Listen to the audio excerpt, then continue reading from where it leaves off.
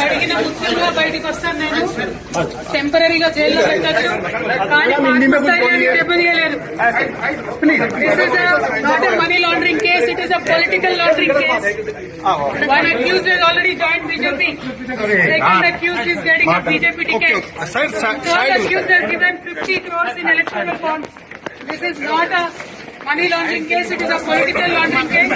It is a fabricated and false case. We will come out very clean. Jai Telangana. Jai Karnataka. Jai Telangana. Jai Telangana.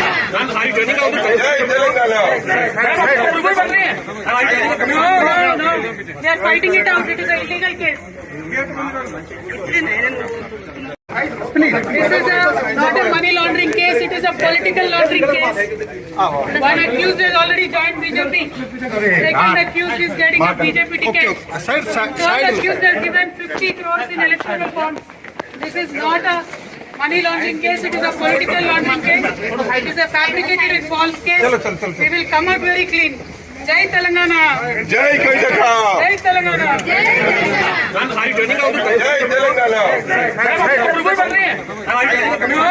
No. They are fighting it out. It is an illegal case.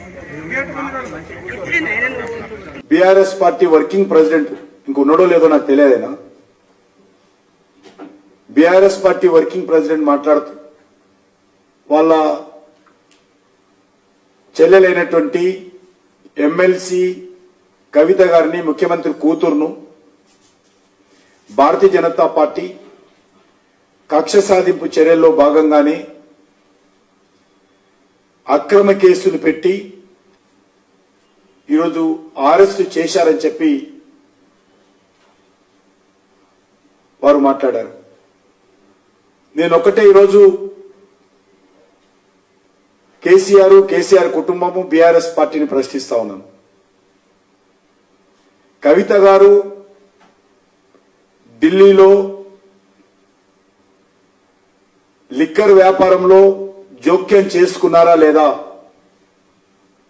కొంతమంది వ్యక్తులతో వ్యాపార సంస్థ ఏర్పాటు చేసి అందులో తన బినామీ మనుషులను అందులో పెట్టారా లేదా,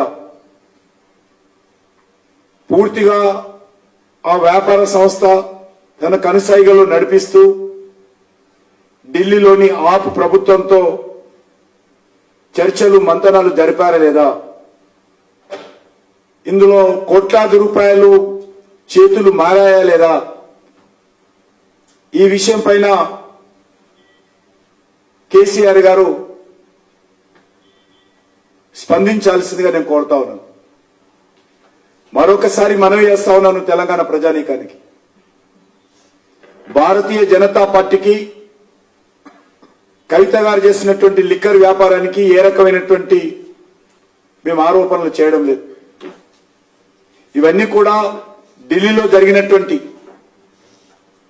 ఆప్ ప్రభుత్వంలో జరిగినటువంటి అవినీతి కుంభకోణంలో భాగమే.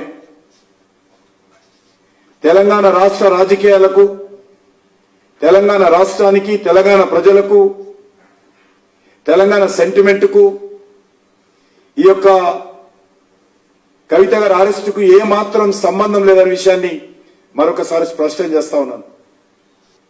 నిజంగా లిక్కర్ వ్యాపారంలో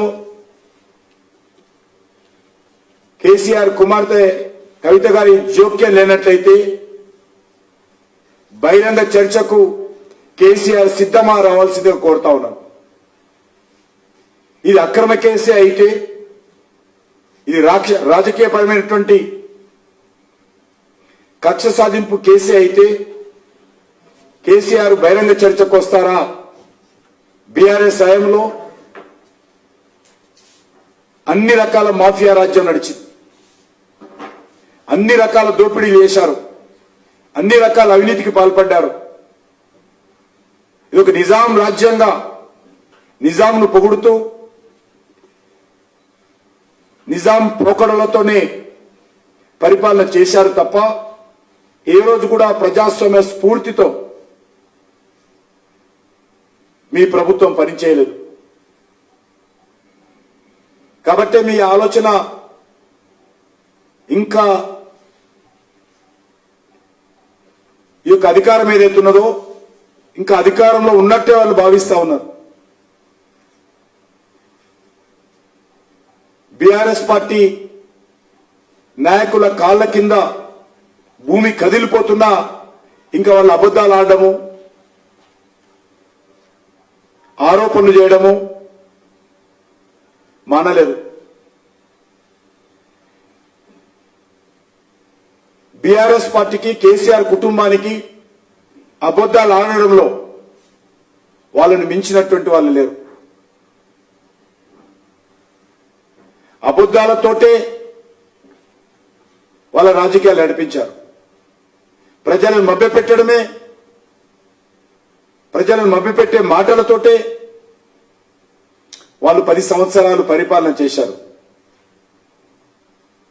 భారతీయ జనతా పార్టీ ఈ యొక్క లిక్కర్ వ్యవహారం విషయంలో మేము మాట్లాడకూడదు అనుకున్నాం. కానీ పదే పదే భారతీయ జనతా పార్టీని, బీఆర్ఎస్ పార్టీ ఈ యొక్క రాజకీయపరమైనటువంటి ఆరోపణలు చేసినప్పుడు స్పందించాల్సిన అవసరం మాకుంది. ఈరోజు బీఆర్ఎస్ నాయకుడు అంటున్నారు కడిగిన ముత్యంలాగా తిరిగి వస్తారట. ఎందులో కడుగుతారో వాళ్ళు చెప్పాలా? నీళ్ళలా కడుగుతారా, ఇంకేదైనా కడుగుతారా? దాంట్లో ఎందులో కడిగిన ముత్యంగా వస్తుందో ఈరోజు తెలంగాణ ప్రజలు తెలుసుకోవాలనుకుంటున్నారు. న్యాయస్థానంలో బెయిల్ దొరకలేదు. మొత్తం సాక్ష్యాలన్నీ చూసిన తర్వాత ఈడీ అనేక వివరాలు న్యాయస్థానం ముందు పెట్టిన తర్వాత అనేక రకాలుగా కవిత గారి న్యాయవాదులు వాదించినప్పటికీ కూడా బెయిల్ రాలేదు.